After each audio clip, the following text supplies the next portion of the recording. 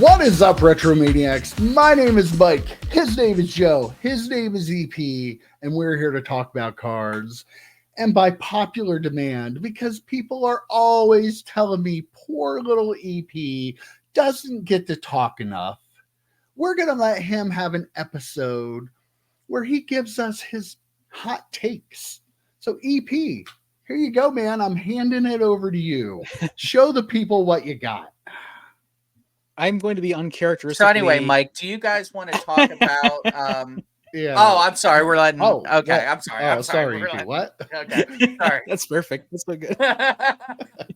I'm going to be uncharacteristically animated, I think, for some of these. So I just like when Joe does it. I'm going to give my take, and then if you guys agree or disagree. All right. So the very first one is this one is going to at least one person on this panel is probably not going to agree with me on this one, but I'm going to say it anyway. Booklet cards are gross and not actually cards. If there's a product with a booklet in it, I do not want to hit it. I'm disappointed when I hit it. The only thing that I would like about it is that I could maybe use it to try to sell, to make up some of the back some of the cost of the box or the case. I think they're terrible. That you can't display them, you can't put them in a top loader, and I just can't stand them. Okay, I'm gonna disagree with one point here. You can display them. They actually have a lot of display options. One touches. I like special weird stuff. That's not my. Get out of here. It's a one touch. It's the same. I want to put it in a top loader. Yeah, I do. They actually do have top loaders for booklets too. FYI. So maybe do some research before you get to your hot and ready takes, EP. No, I will say you were mentioning me on the panel as the person who would disagree with you. I disagree with that part because there are ways to display them and store them and all those things.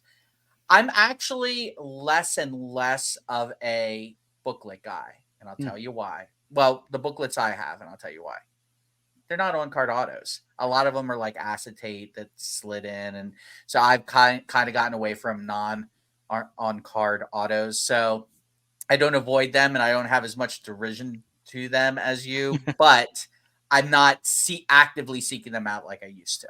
So it's a bad take, but not as bad as it would have been for me a year ago, I guess. Not a terrible take. I'm not a huge fan of booklets, but the one thing I will pick out about this is you said I would be disappointed. I'm just curious, like if you pulled a booklet that had like Yankees greats on it, and like, would you really be disappointed? I feel like you would be disappointed.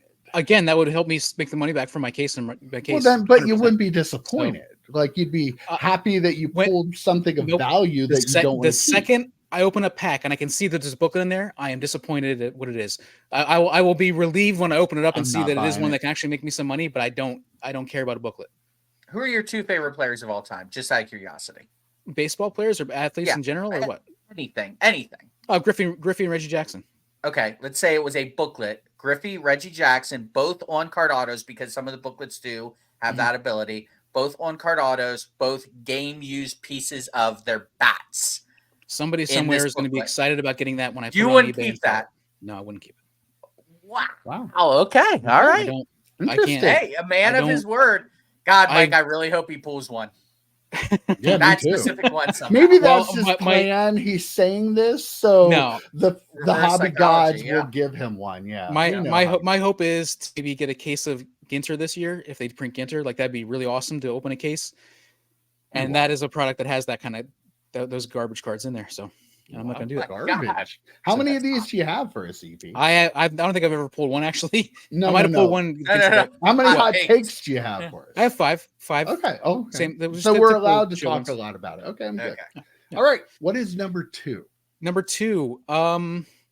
Fewer than 25% of the hobby knows SGC was purchased by collectors. Fewer than that, no collectors owns PSA, and fewer than that still care. Yeah, you're probably not wrong. Yeah. Yeah. I mean, we talk about it a lot that like we get in the bubble of the hobby, and we're on YouTube talking about stuff, and we get comments from people that are watching videos and watching other videos. We go on social media, but we all know that there's a big part of the hobby not watching YouTube videos, not on any of the social medias, or if they are, they're not in the hobby section of it. So yeah, like I feel like you're probably right, and it's probably really a non-story until something actually happens that it becomes a story, which is kind of funny to say because we made it a story on the podcast and talked Right. about it because that's what we do. We give our opinions about that stuff. But I don't really think that's a hot take. I think you're probably spot on that. I think you're wrong. Oh, I think okay. All right. I think it's Higher. less. No, Lower. I think All it's right. lower. I think it's lower. I mean, Well, I was 25 is being too- 25 higher is shooting too high? number of Yeah. people Right. that yeah, didn't yeah. know. Yeah, okay.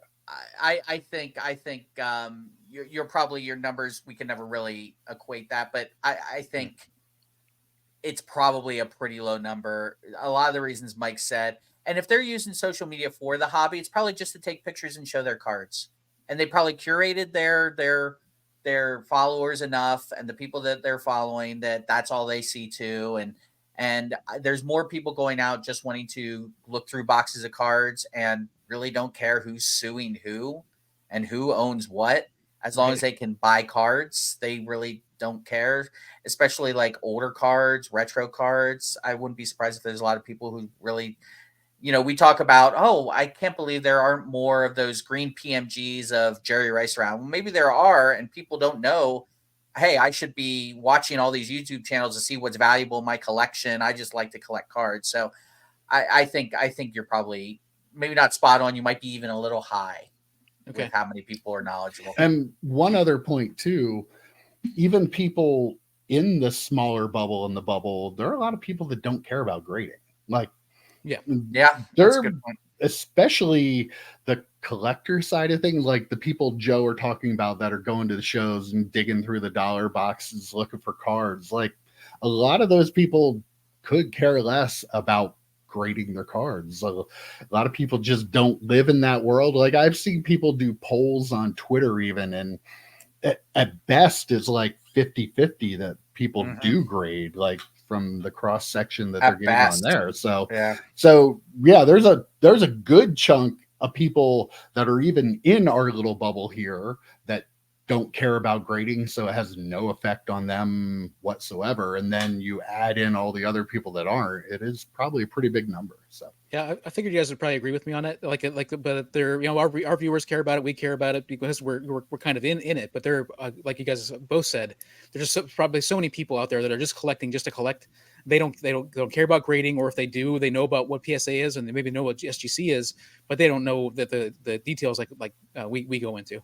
Nor do they care. Yeah, exactly. Yeah.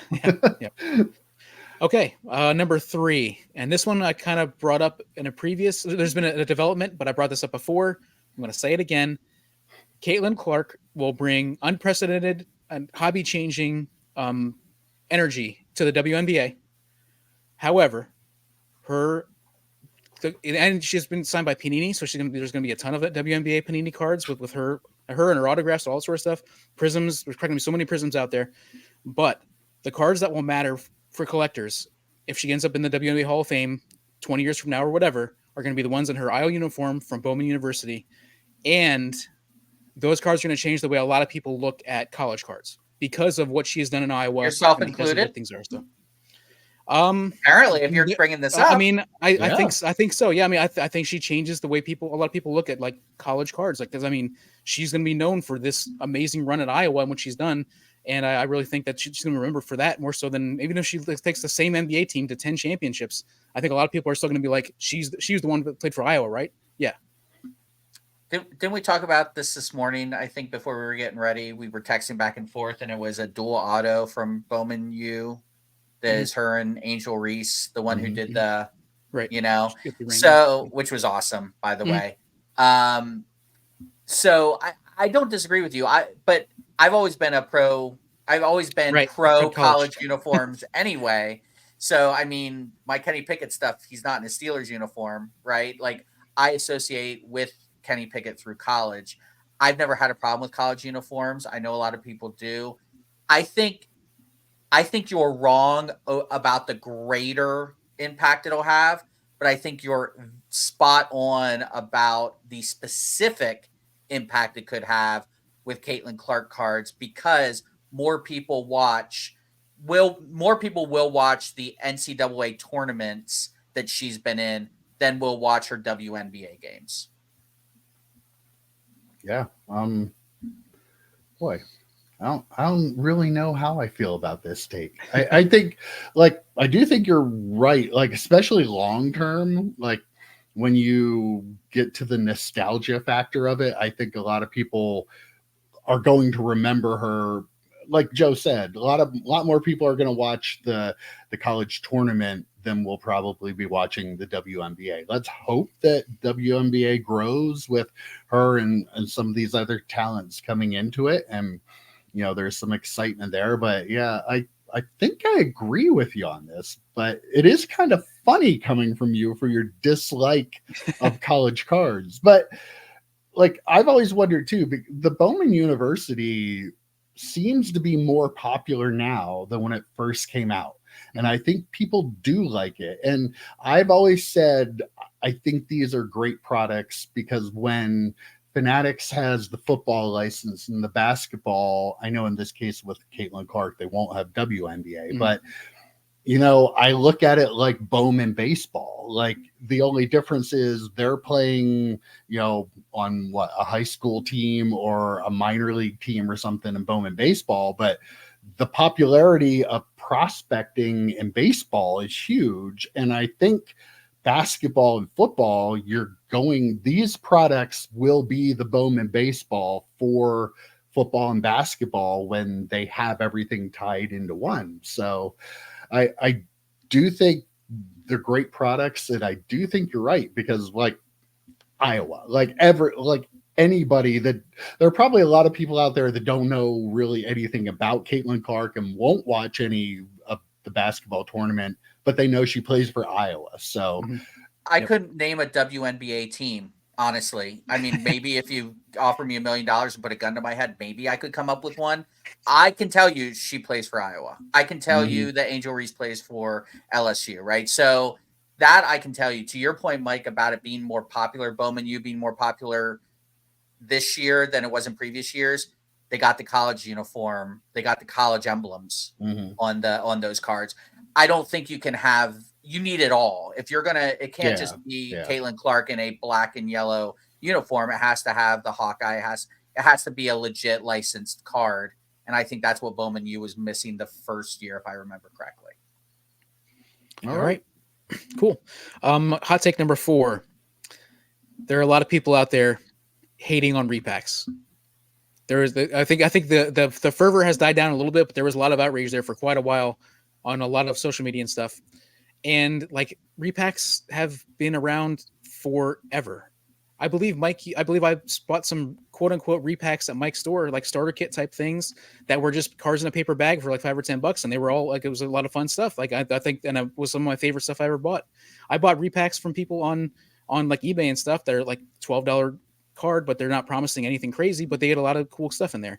And I feel like to the people who are, and anybody who is just lumping all repacks, every repack into the same thing is it's just it's ridiculous. The repacks repacks have been here forever. They can be a good thing. You can't paint them all with the same brush.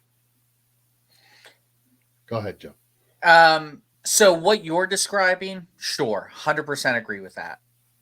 What the difference is, though, the repacks that I think a lot of people are upset about are A, trying to get over on people, and B, way more expensive than Mike's grab bags, right? So I think that's why people are so heated about them. Like, you'll never buy a repack. The repacks that people are upset about, you'll never buy one of those. Like, that's right. Not, they're playing in a sandbox that like, I'm not buying those either. But no, you're buying. Right. Like, but I think the point is, or the people that were the most angered about repacks, Ziggy, I'm sorry if you have to watch this. But I think those people are more upset over the cost and the shadiness of, you could pull this 2000 SP authentic Tom Brady PSA 10, so like what you're describing from Mike's shop and what I think people are upset about are very different. So I don't disagree with you, but I think you're discounting the sleaziness of the high-end repack that's been going on over the last year, 2 years or so. I'll just say that, even back in the day, like even you could go to like Kmart or whatever, and they had the packs. Oh, you can get a 52 mantle out of this box, and you open it up, and there's like a bunch of 1991 Fleer in there, like that. How much was that repack? They were like probably $10, $12 or whatever. So, but yeah, I mean, so they've always been trying to use that as like the gimmick to try to get stuff, but you just need to know what you're buying. Like if that repack was $1,000, we'd be having a whole different conversation, right? This is positive EP here. Like, I don't think what you're describing and is the same thing as what most people consider a repack to be. Like, there is a lot of shadiness with the repack, and there's a lot of cards that are altered or fake and fake autographs and stuff that go into this stuff and get distributed through the hobby. Like, again, with a lot of things, it comes down to intent. Like, I was selling, a box. Like, I still have a whole bunch of like the 200 count boxes with my dad's writing like 200 assorted football. But crack like, those open. There could be some Tom Brady there. What are you doing? But yeah, there actually could be. There could be. But like, that was to give people a bunch of cards. You're going in, like, the gambling aspect of it now is just at such a different level that I never would have even known, like, or expected at the time when I had my shop. So like everything, not anything is black and white. There's a lot of different areas. Not all repackers or not all repacks are bad, but there are some out there. So like, it's kind of hard to paint it with a brush, like, completely in either direction. But like, there is a lot of intent in the hobby, though. We talk about it all the time. If there's ways to scam people to make money, and repacking is a big part of that. So while some people might say, oh well, yeah, but these people pay 90% of comps and this is making the hobby keep going, which whatever, BS. Like, you have to understand the intent, though. Some people are just going out there and throwing whatever they can in to make as much money as possible. We see that. Not everybody does that. Some people do legitimate ones that are probably fun. I listened to a lady at the card show yesterday buying some repacks from a guy when I was looking through his table. And like, I don't like to stereotype, but let me just say she seemed like the type of person who would be drawn to something like this. Didn't seem super intelligent, but like was like whatever. And then like listening to the dealer, like, yeah, I think I put this and that and stuff in there. I was cringing the whole time. So I guess I have a bigger problem with it than you. I have no idea.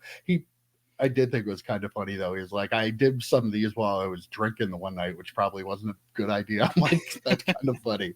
So I'm not saying his repacks are bad. He's probably just getting rid of stuff too, so if you're getting rid of stuff, good. If you're trying to scam people, bad. I'll leave it at that after talking for a half hour. Yeah, I guess my hot take is the people who paint it with a broad brush more than anything else, just like because there are good products like that out there, I think, and you just got to know what you're buying and know what you're selling and realize that there are a lot of people scamming. So yeah. Yep, agree with that. Okay. And my last one, and this might upset some people. Good. Every collection has a price. Get over yourself. There are people like, oh, this there are people get over yourself one more time. They're get over yourself. Yeah. You have a box of PC stuff, right? And you collected these with your dad, and you spent a lot of time, and then your dad passed away, and you still have them, and it's like, this is priceless. I can't get rid of it. If somebody walks up to you and says, I'll give you $10 million for that box, and you don't take it, your dad is going to rise up from the grave, knock on your door, and slap you in the face for making the dumbest decision in your life. Over the long enough timeline, everything is for sale, and you're foolish if you don't think that. And you should be using the hobby in some way to pay for new stuff in the hobby. And I will stand by that. I know me and Mike and Joe, we all do that stuff. But everything has a price at some point. Don't be ridiculous about it. Yeah, and specifically to people who are like, well, I'm a collector. I don't sell anything. I'm only a collector, and those are the kind of people, and they don't like that. We're never getting in the YouTube Sports Card Hall of Fame. Well, I mean, forget them. Like we don't need them. They're outrageous. They're unrealistic about how things work. If they're sticking with that attitude. Sorry. Sorry. Sorry. To that, he rants and then he says sorry. Yeah, that's one thing Mike and I will never do. Unless it's like, sorry, you're so stupid. Yeah. So to your point towards the end, the people who say, if you sell anything, you're not a collector. I've seen a certain someone say that on Twitter so many times, and then 2 tweets later, they are trying to sell something so they can buy something else. I'm glad I'm not on Twitter, man. I just want to and I'm not on very, very often, but when I'm, I have a 20-minute constitutional in the morning, I got to do something. So, I'm sitting there and I'm like, dude, you're literally doing the opposite of what you just said 2 tweets ago because you want to buy another card. So you're admonishing people for doing the hobby how they should be doing it. And then you end up doing the hobby how you should be doing it. Don't admonish the people. Don't just it's very frustrating. To your general point, everything has a price, $1 Million Man. I mean, like unless it was a card my great grandfather pulled and he slept with under his pillow every day for his entire life, and it had our family crest on it or something. Like, I'll give you $5 million. Yeah, if you get $10 million for it, yes. Exactly. Yes, everything has a price. Like, I joke around about these Silver Surfer comic books. We found them in Rob's father's office after he had passed away. He didn't read these. These weren't like daily readers for him. But we found them. He had them in his office. We had them graded. They're really nice.